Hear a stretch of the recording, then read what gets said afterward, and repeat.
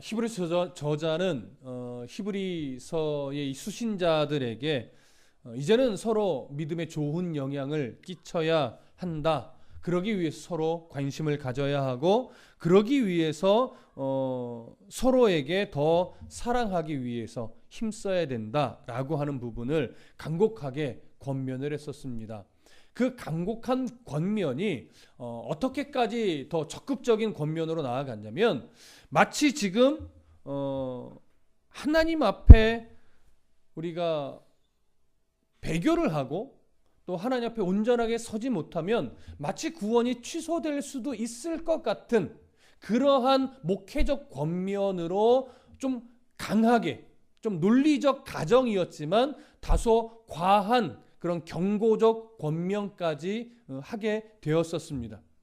마치 정말 지금처럼 유대인들의 압박과 또 그들의 회유로 인해서 너희가 자꾸 유대교로 돌아가려는 마음을 품는데, 결국 유대교로 돌아가 버리면, 결국 율법주의로 돌아가 버리면 너희가 아무리 예수를 믿었다 할지라도, 아무리 예수를 영접하고 하나님 나라의 백성이 되었었다 할지라도 너희들의 구원이 취소될 수도 있어 라고 하는 뉘앙스를 가지고 경고적 권면을 했던 겁니다. 그래서 우리 저번 시간에 정리했던 게 뭐예요? 그것은 어떤 그들에게 목회적 권면을 위해서 어떤 상황을 가정으로 해놓고, 정말로 너희가 배교하여 하나님께로 돌아오지 않는다면 당연히 하나님 나라의 그 유업을 받지 못하는 것이 당연하지 않느냐, 그런 거였어요. 그러나 하나님이 당연히 그렇게 내버려 두실 리는 없다라고 하는 부분까지도 정리를 했었죠.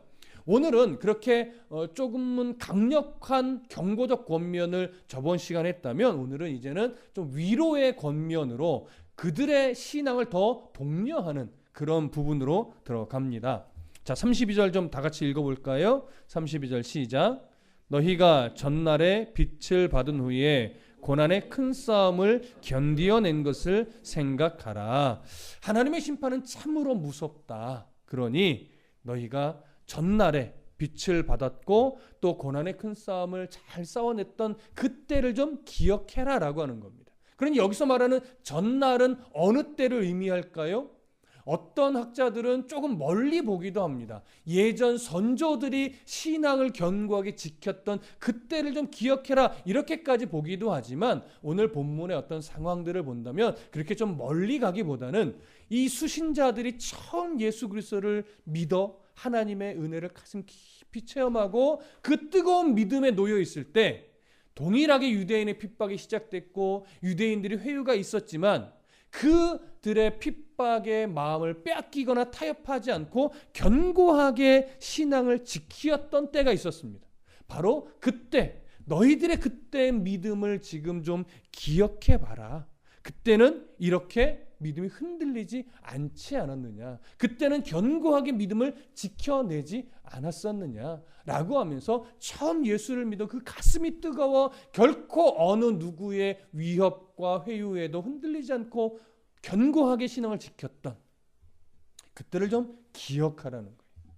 여러분, 누구나 예수 그리스도를 믿었던 성도라면, 아니 믿고 있는 성도라면 정말 한때 너무나 뜨거워서 정말 목에 칼이 들어와도 내가 신앙이 변치 않으리라, 이렇게 막 뜨거웠던 그런 때가 있지 않습니까? 세월이 지나고 막 시간이 흘러서 너무나 교회에 익숙하고 성경에 익숙하다 보면 말은 그렇게 하지만 조그만 바람에도 우리는 하나님에 대한 그 신뢰를 잃어버릴 때가 많은 것이 참 안타깝기는 하지만, 누구에게나 그 뜨거웠던 순간순간들은 다 있습니다. 우리도 지금을 살아가는 어떤 성도들도 순간순간 바로 그때 내가 하나님 앞에 정말 신실했을 때, 뜨거웠을 때, 열정이 있었을 때, 그때의 그 순수했던 신앙들을 좀 돌이켜볼 필요는 분명하게 있는 것 같습니다. 오늘 이 32절에서 우리가 조금 한 가지 좀 생각해 볼 것은 뭐냐면, 이 수신자들은, 그러니까 히브리 저자가 오늘 이 서신서를 쓸 때 그 대상자들이 살던 지역은 유대 지역이 아니라 유대 밖의 지역입니다. 주로 이방 땅에서 여러 이방 민족들과 섞여 살아가던 유대인들에게 지금 편지를 쓰는 거죠.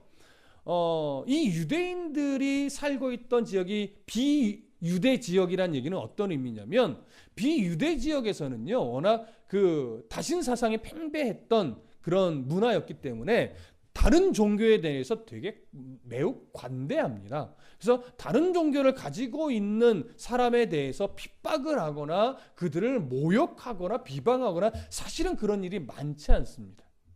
근데 유일하게 이 이방의 문화 속에서 살아가지만 그 안에서 유대 민족이라는 틀 안으로 또 들어가면 유대 민족만큼은 또 다르다는 거예요.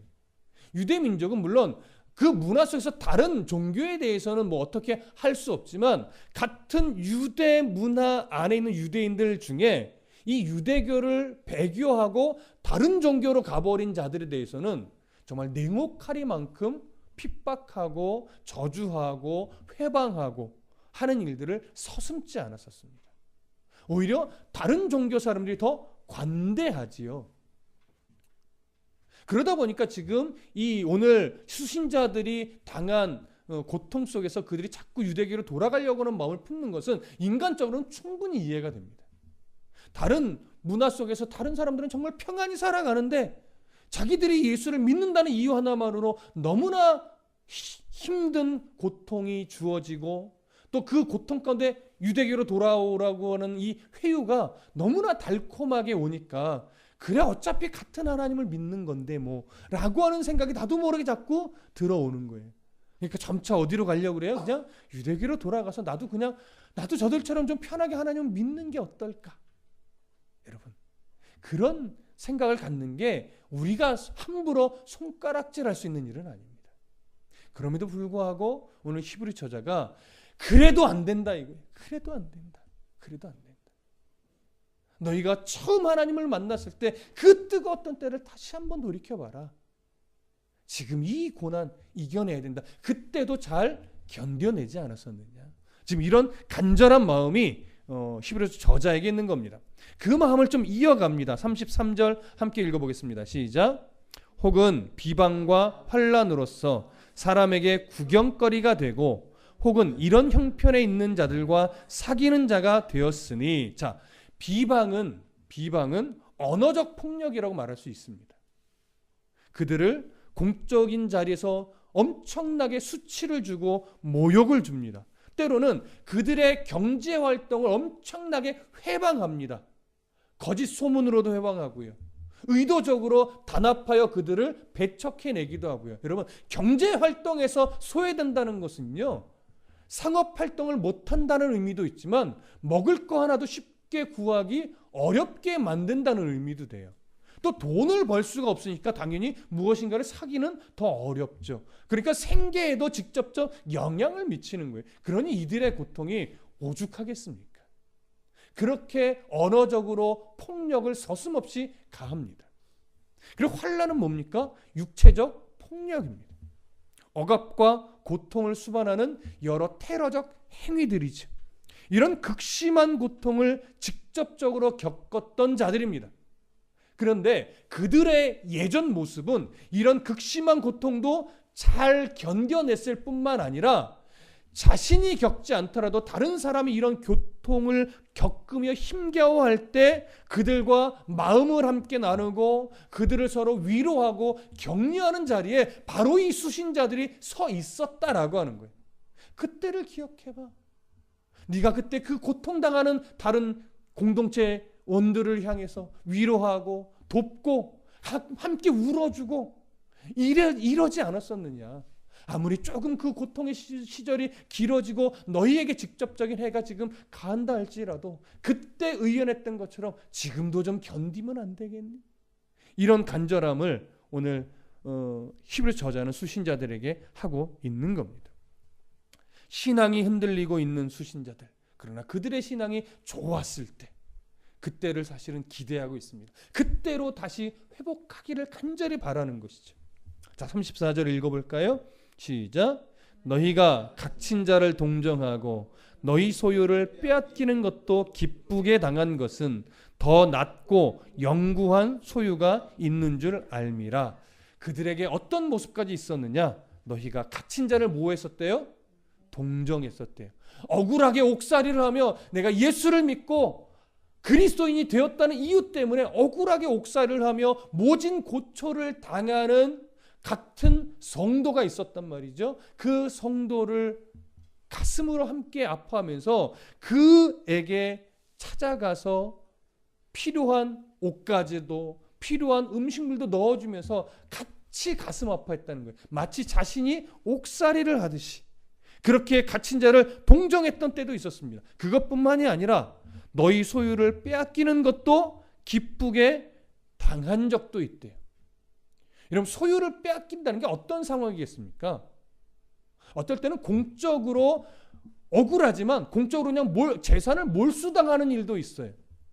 그리고 유대인들이 테러 하듯이 그들을 핍박하면서 마치 강도가 도적질을 해가듯이 그들의 재산을 어거지로 탈취해 갈 때도 있었단 얘기입니다.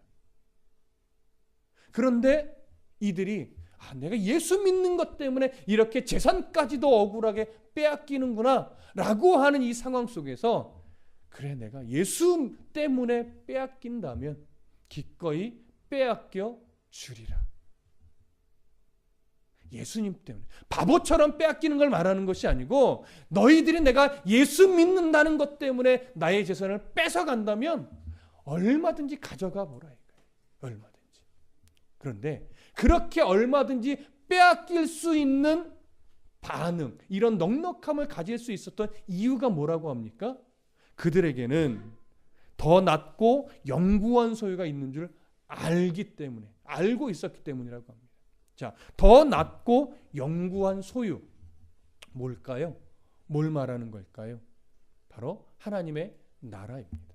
내가 하나님의 나라 백성이라고 하는 이 소망이 전혀 흔들리지 않았기 때문에, 그리고 그 믿음이 나에게 얼마나 중요한 가치인지를 그들이 놓치지 않고 있었기 때문에, 너희들이 지금 이 땅의 소유물을 그렇게 뺏어가지만 너희들이 절대 나에게서 뺏어갈 수 없는 게 하나 있는데, 그것은 하나님 나라의 소망은 그 어떤 것으로도 뺏어갈 수 없다라고 하는 거죠. 이것을 마태복음 6장 20절에서는 이렇게 설명했습니다. 오직 너희를 위하여 보물을 하늘에 쌓아두라. 거기는 좀이나 동록이 해하지 못하도록 도둑이 구멍을 뚫지도 못하고 도둑질도 못하느니라. 어떤 세력도, 또 어떠한 상황도, 어떠한 억울함도, 나는 불편하고, 이 땅에서 살아가는 나는 불편하고 억울하게 만들 수 있지만 하나님 나라 백성으로서의 가지고 있는 이 소망만큼은 절대 뺏어갈 수 없다는 얘기죠. 그 소망을 내가 가지고 있는데 이 땅에서 없는 것 때문에 오는 불편함, 이겨낼 수 있는 자신감이 있는 거예요.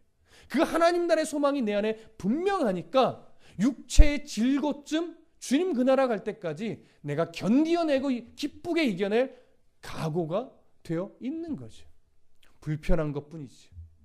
좀 힘겨운 것뿐이죠. 그 힘겨운 거, 불편한 거, 그거보다도 더 큰 기쁨을 어디서 찾아요? 하나님의 나라에서 찾아요. 여러분, 오늘날 어떻게 보면 우리 성도들이, 저를 포함해서 우리들이 정말 온전하게 회복해야 될 소망이 바로 이겁니다. 이거 하나가 분명하면 이 땅에서의 삶의 어떠한 것 때문에 우리가 전전긍긍하지 않게 돼요. 물론 열심히 살아야 됩니다. 열심히 성실하게 살아서 돈도 벌고 집도 사고 또 차도 사고 그렇게 살아감이 마땅합니다. 그런데 그것 때문에 하나님을 2순위로 밀어버리지 않습니다. 왜요? 하나님을 잃어버리면 다 잃어버리는 걸 아니까. 땅의 것은 잃어버릴지라도 하나님의 나라의 그것은 잊어버릴 수 없다는 걸 아니까. 그래서 더 말씀을 설려고 하고, 더 예배의 자리에 힘을 쓰려고 하고, 더 기도하며 하나님을 바라보는 시선을 놓치지 않으려고 우리가 힘쓰고 애쓰는 거죠. 빌립보서 3장 20절은 이렇게 말합니다. 그러나 우리의 시민권은 하늘에 있는지라 거기로부터 구원하는 자 곧 주 예수 그리스도를 기다리노니. 우리가 이 땅에서 살아간다는 것은요, 사실은 주님 만날 날을 기다리는 것과 똑같습니다. 여러분, 하루 지나가면 그만큼 주님 만날 날이 가까워 오는 거예요. 우리는 젊으면 젊을수록 이 생각을 잘 못하죠. 어떻게 하면 내 살아가는 이 젊은 시절을 더 내가 원하는 걸 이루고 내가 가지고 싶은 것을 가지며 신앙도 같지만 신앙과 함께 그 모든 것을 막 성취하고 이뤄내고 싶은 거죠. 기도하면서 이루고 또 예배하면서 그것을 성취해내고. 근데 그런 상황에서 조금씩 젊을 때 실수하는 건 뭐예요? 마치 성취해야만 하나님이 기뻐할 것 같으니까 좀 예배는 좀 뒤로 미루고 어떻게 해서든지 젊을 때 성공하면 하나님이 기뻐하시겠지. 틀린 건 아니지만 그것이 뒤로 미루면 미룰수록 아무리 많은 것을 이루고 성취했다 하더라도 하나님이 그것 때문에 기뻐하지 않는다는 걸 너무 늦게 깨닫게 돼요. 그렇죠? 그것 좀 못 이뤄도 내가 하나님 앞에 바로 서고 하나님 나라의 소망에서 흔들리지 않고 그것을 우선순위에 놓고 살아가는 그 모습 때문에 하나님이 기뻐하고 그 가운데 하나님 필요한 것으로 채워가며 그것 때문에 하나님이 쓰시기 위해 그를 세워놓는 그 자리에서 살아가게 하는 것. 그게 가장 중요한 건데 우리는 하나님이 나를 사용하기 위해서 세워놓는 자리보다 내가 서고 싶은 자리가 더 크고 높을 때가 많습니다. 그래서 거기까지 못 올라가면 실망하고 좌절하고 슬퍼하게 되죠. 근데 우리가 놓치지 말아야 될 시선은 하나님이 나를 세워주시는 자리가 어딘가를 볼 수 있어야 돼요. 이런 목회자도 늘 그런 경계선, 그런 위험에 늘 노출되어 있습니다. 우리에게, 목회자 각자에게 어느 정도의 영역을 허락하셨는지 사실은 알 수 없습니다.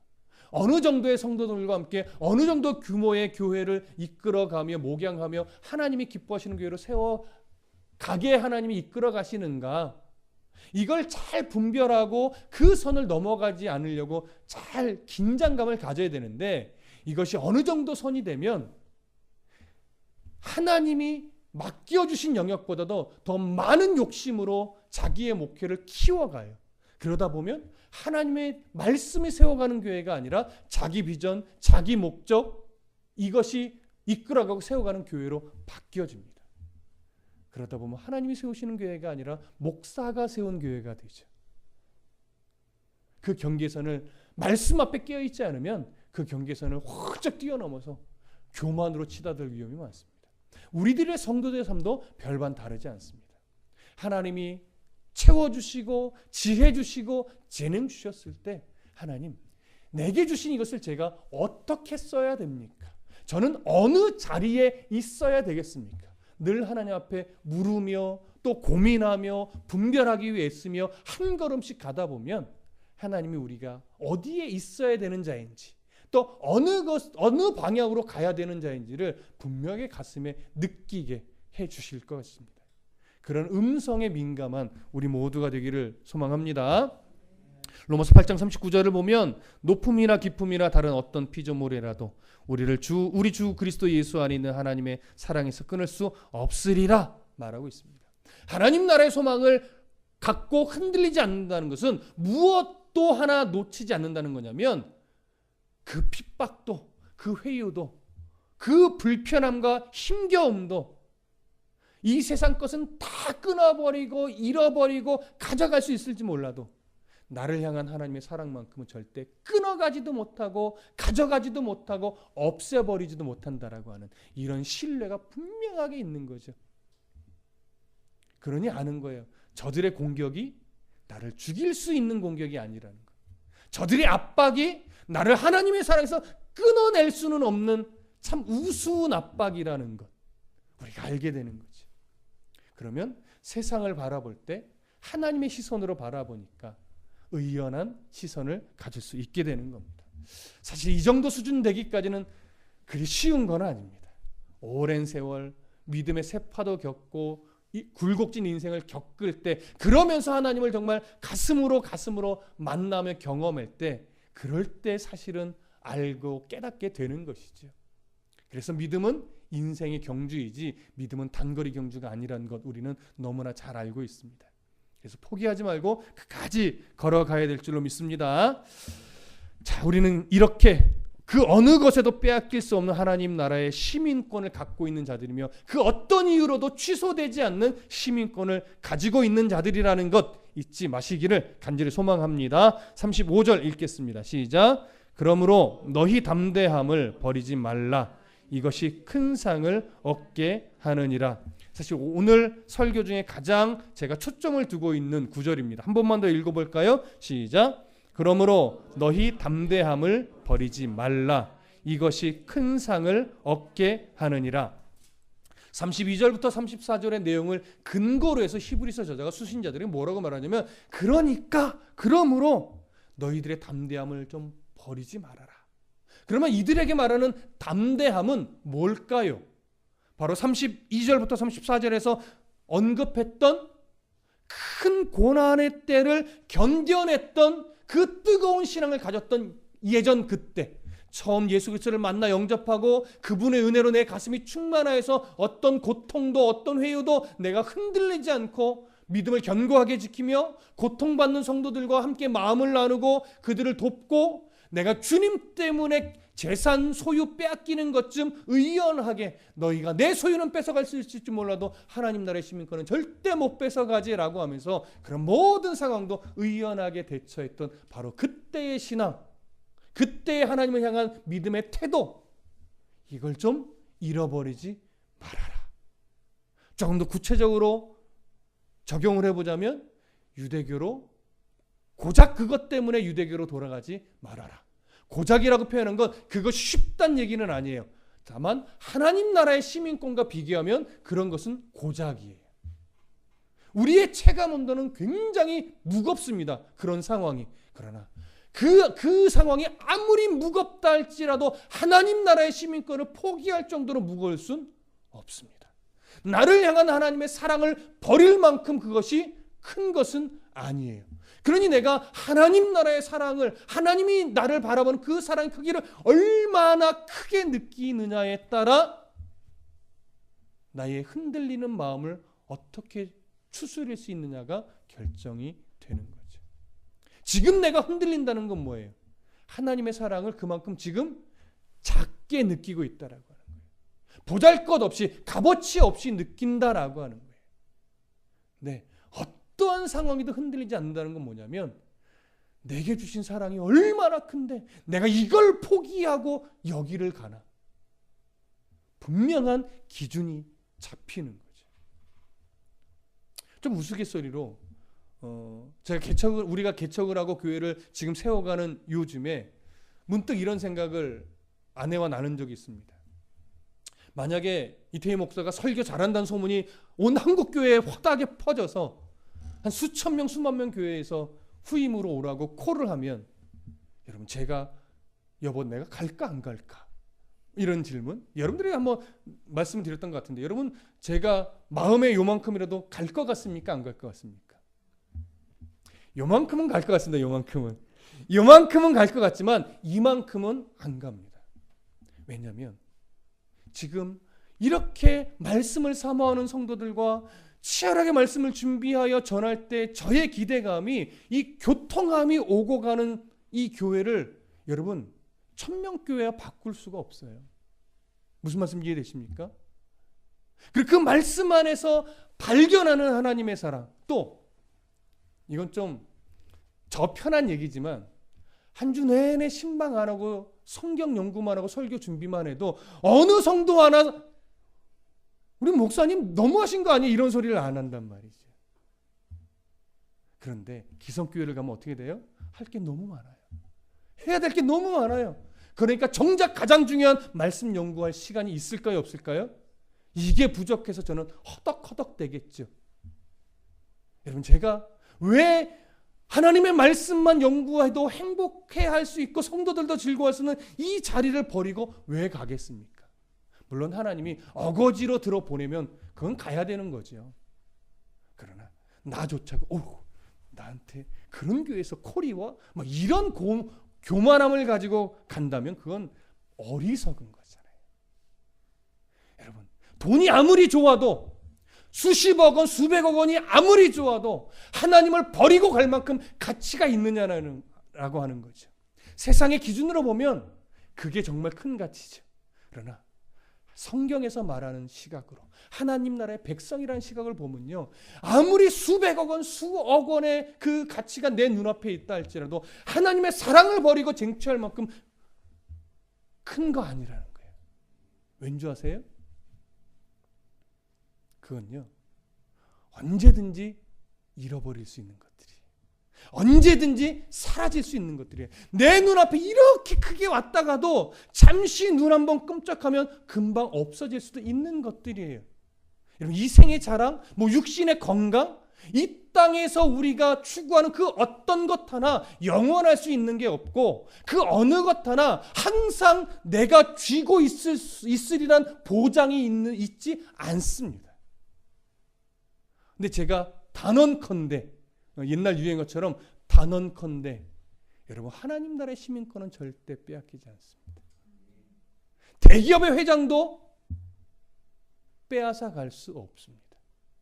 우리나라 대통령이라 할지라도 여러분, 하나님 나라의 시민권, 여러분을 사랑하는 하나님의 그 사랑은 절대 갈취해 가지 못합니다. 근데 어찌 이걸 포기하고 다른 걸 우선순위로 잡겠습니까? 하나님이 잡으라 하는 걸 잡아야 우리가 영육간에 행복하고 건강해지죠. 하나님이 잡으라 하시지 않는 걸 하나님을 뒤로 하고 어거지로 잡으려고 하면 거기엔 탈이 나고 병이 나고 거기에는 하나님이 기뻐하는 평안이 있을 수 없습니다. 그래서 우리가 말씀에 깨어 있어야 그걸 알 수 있는 거예요. 말씀에 깨어 있어야. 말씀에 깨어 있지 않으면요, 참 사람이 어떤 존재냐면 끊임없이 좋은 명분으로 포장을 합니다. 이러니까 잡아도 되는 거잖아. 이러니까 저기 가도 되는 거잖아. 그렇죠? 근데 냉정하게 하나님의 시선으로 보면 자기는 알아요. 자기는. 사실 그거 하나님이 아니라 내 욕심과 내 교만과 내 탐심으로 잡으려고 했던 것이고 가려고 했던 것이라는 거예요. 그걸 깨트려야 됩니다. 그래서 그걸 잡으려고 했던 어리석음을 버리고 내가 하나님을 정말 뜨겁게 만났을 때 하나님이 정말 금은보화 다 준다 해도 내가 하나님이면 충분합니다라고 아주 순전한 믿음으로 고백했을 그때의 신앙, 그 신앙을 기억하시고 그 신앙의 모습으로 내가 다시 돌아갈 수 있도록, 그리고 그 흔적들을 버리지 않는 것, 그게 오늘 본문에서 말하는 너희의 담대함을 버리지 말라. 그리고 잘 들으세요. 이어지는 말씀, 이것이 큰 상을 얻게 하느니라. 여러분, 여기서 말하는 큰 상이 뭐겠습니까? 성경에는요, 의의 면류관이라고도 표현했고요, 성경에는요, 생명의 면류관이라고도 표현했어요. 근데 이 면류관은요, 분명히 크고 작음은 있을 겁니다. 이 크고 작음이 이 땅에서 물질의 값어치로 우열이 갈라지는 크고 작음은 아닐 거예요. 하나님 나라에서 그 영광스러움의 가치, 뭔가 우열이 나서 나는 좀 쪽팔려지고 저 사람은 좀 부러워지는 이런 식의 상급이 아니라 정말 기꺼이 기뻐해주고 박수 쳐줄 수 있는 그 영광스러움의 상급일 겁니다. 근데 이 상급이, 우리가 소망하는 이 상급이 무엇으로 가늠이 된대요? 여기 보잖아요. 너희가 담대함을 버리지 않는 것. 그러니까 다시 얘기하면 어떤 세상의 환경과 여건에도 하나님을 향한 내 마음이 흔들리지 않았던 그 태도, 그리고 하나님 놓치지 않으려고 기꺼이 물질을 잃어버린 걸 아까워하지 않는 태도, 하나님 놓치지 않으려고 그거 붙잡을 수 있었지만 내가 하나님 때문에 기꺼이 그 붙잡을 수 있는 걸 붙잡지 않았던 용기, 그런 흔적들, 나를 무시하는 사람 앞에서 내가 내 혈기 한번 부르면 그 코 납작하게 해줄 수 있었지만 하나님의 이름이 망가질까 봐 기꺼이 그 앞에서의 모욕 좀 내가 꾹 참아냈던 그 씨름들, 그 흔적들. 그러니까 하나님 때문에 여러분들이 이 땅에서 힘겨움을 이겨내고 모욕을 이겨내고 고통을 감내해냈던 그런 흔적들. 그것이 하나님 나라의 상급을 주시는 어떤 기준이라는 거예요. 여러분, 헌금 많이 했느냐? 전도 많이 했느냐? 교회에 막 안 빠지고 다 참여해서 열심히 봉사했느냐? 이런 그런 것이 아니란 말이죠. 물론 그런 것은 의미 없다, 쓸데없다가 아니에요. 그것도 물론 하나님이 보시고 충성된 일꾼이라 칭찬받는 요인이겠지만 사실은 성경에는요, 그것보다 소자에게 물 한 그릇 대접하는 그 모습을 더 귀하게 여겼잖아요. 예수 믿는 사람답게 말하고 행동하고 생각하는 그런 유두를 오히려 하나님은 더 기뻐하신단 말이에요. 황소를 드림보다 뭘 원하세요?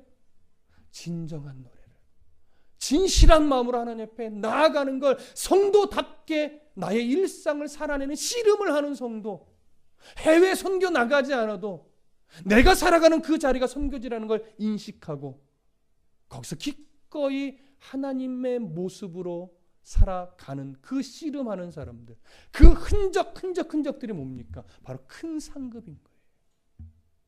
여러분, 큰 상급 받으려고 봉사하거나 이러지 마십시오. 성경은 그것이라 말하지 않습니다. 예수님 때문에 자존심을 눌러봤니? 예수님 때문에 욕하고 싶은 거 한번 꾹 참아봤니? 이런 거죠. 예수님 때문에 참고 누르고 견뎠던 흔적들이 바로 하나님 나라의 상급을 결정하는 겁니다. 그래서 저는 사실 저보다 여러분들이 훨씬 더 하나님 나라의 상급이 클 것이라 생각합니다.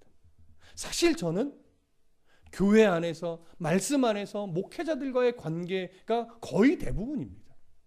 자존심을 꾹꾹 누를 일이 여러분들보다 많지 않습니다. 혈기를 눌러야 될 일이 여러분들보다 많지는 않습니다. 그러니 누가 상급이 많아요? 여러분들이 많은 거예요. 예수님 때문에 나의 혈기를 눌러야 하는 순간이 온다면, 나는 오늘 상급을 쌓는 날이구나, 이렇게 마음으로 스스로를 뭐 하세요? 도닥거리고 위로하시고 격려하셔도 됩니다. 그리고 속에서는 열불이 터져도 믿음으로 씩 웃어주는, 이것이 거룩한 위선인 거예요. 그렇게 하나님을 드러내는 거죠. 그게 쌓이고 쌓이면요, 어느 순간 나를 모욕하고 업신여기던 사람이 참 내가 자네 신앙만큼은 인정하네, 내가 당신이 나가는 교회라면 나도 나가고 싶네, 그런 소리가 듣게 되는 거죠. 여러분, 그런 소리 단순하게 착해서 들을 수 있는 게 아닙니다. 과정들이 쌓이고 쌓여서 결국 그 사람의 모습에서 하나님이 보일 때, 그때 그런 소리를 듣는 거예요. 그러니 이게 얼마나 치열한 영적 전쟁입니까? 그런데 잘 해내고 계십니다. 저보다 많은 상급이 지금 갖고 계시잖아요. 때로는 그게 부러울 때가 있어요. 그렇다고 목사의 일을 안 할 수는 없는데, 그렇죠? 자, 또 이어서 좀 보시죠. 36절, 37절 함께 읽겠습니다. 시작.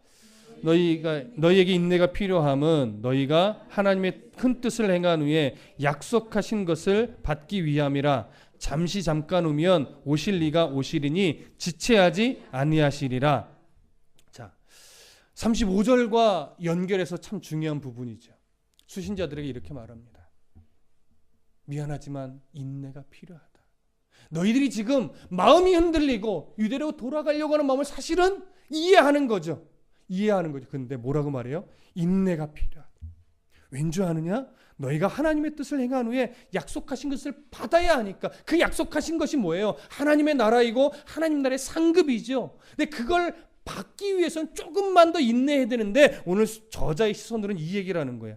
잠시 잠깐 오면 오시리가 오시는데, 지금에 와서 너희가 이 믿음을 포기하고 유대교로 돌아간다면 너에게 약속한 그 상급을 못 받는 그런 안타까운 일이 벌어지지 않겠느냐. 물론 이 표현은 당시에는 임박한 종말론이 있었기 때문에 이렇게 되는 거지만, 임박한 종말론이 아니더라도요, 여러분 생각해 보십시오. 예수님이 이 땅에 언제 다시 오실지 우리는 알 수 없습니다.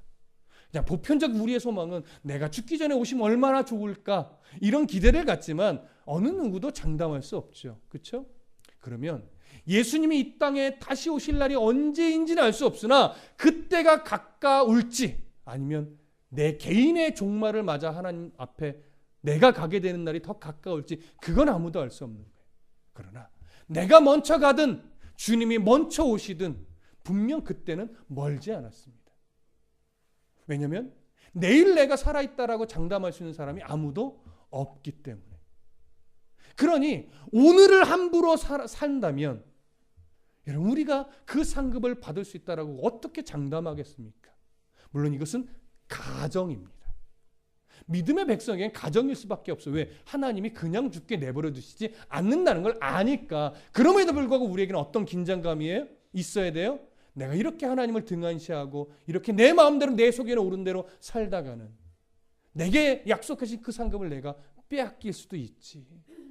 내가 오늘 다시금 긴장하고 하나님 나라의 상급을 내가 소망하며 오늘 정말 이 인내로 내게 주어진 삶을 믿음 안에 살아가리라. 이게 우리의 태도인 거죠. 그래서 이러한 주님 언제 오실지 모른다는 이 거룩한 긴장감을 가지고 오늘 성도답게 살아야 되는 그 이유를 히브리서 저자가 이야기한 겁니다. 38절과 39절 함께 읽겠습니다. 시작. 나의 의인은 믿음으로 말미암아 살리라. 또한 뒤로 물러가면 내 마음이 그를 기뻐하지 아니하리라 하셨느니라. 우리는 뒤로 물러가 멸망할 자가 아니요 오직 영혼을 구원함에 이르는 믿음을 가진 자라. 자, 큰 위로의 말씀이고 사실은 히브리서 저자가 갖고 있는 신뢰가 바로 이겁니다. 이것 때문에 이렇게 강력하게 이야기할 수 있었던 거예요. 잘 보세요. 나의 의인은 믿음으로 살리라 하나님 말씀하셨고 뒤로 물러가면 내 마음이 기뻐하지 아니하리라 하셨다라고 합니다.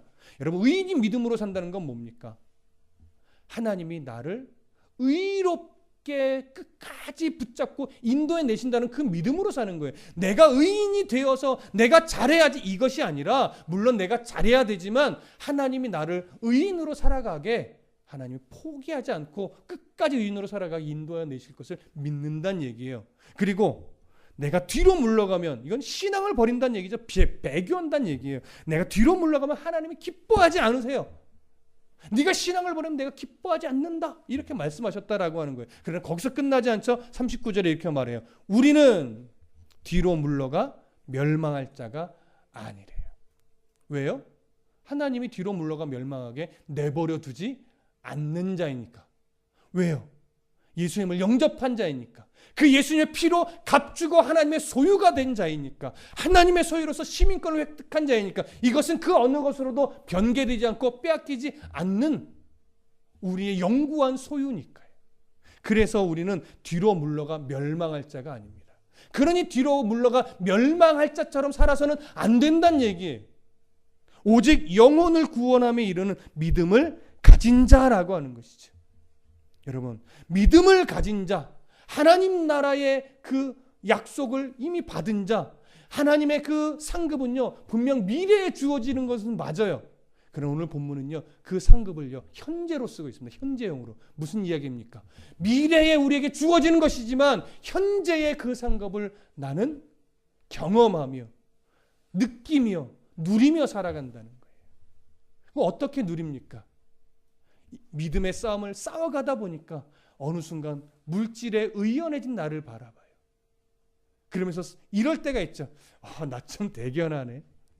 어떤 상황을 예전에는 참 힘겹게 넘어왔다면 어느 정도 세월이 흘러서 똑같은 예전과 상황인데 그게 내 안에 별 문제로 여겨지지 않고 의연하게 반응하는 내 모습을 발견할 때 있어요. 그러면 여전히 부족하지만 그 한순간만큼은 좀 잘았네 내가. 이제 말은 뭐 함부로 내뱉지 못하지만 나 좀 잘았네 이렇게 여겨질 때가 있단 말이에요. 그 기쁨이 무슨 경험이겠습니까? 하나님의 상급을 이미 가지고 있는 자로서 내 속에서 이렇게 흘러 나오는 거죠. 그래서 현재적인 경험을 같이 할 수 있는 겁니다. 그 현재적인 경험이 많이 쌓이면 쌓일수록 그 표정에서부터 기쁨과 평안이 드러나는 거죠. 그리고 그 기쁨과 평안을 가지고 주님 만났을 때 그 약속한 상급이 내게 주어지니 얼마나 기쁘고 감사하겠습니까? 우리는 바로 이러한 구원함의 믿음을 가진 자들입니다. 그러니 오늘을 더 의연하게, 오늘을 더 기쁘게, 그리고 그 상급을 소유한 자처럼 오늘도 현재적으로 경험하며 믿음의 삶을 멋지게 살아내시는 우리 모두가 되기를 간절히 소망하고 축복합니다. 기도하겠습니다.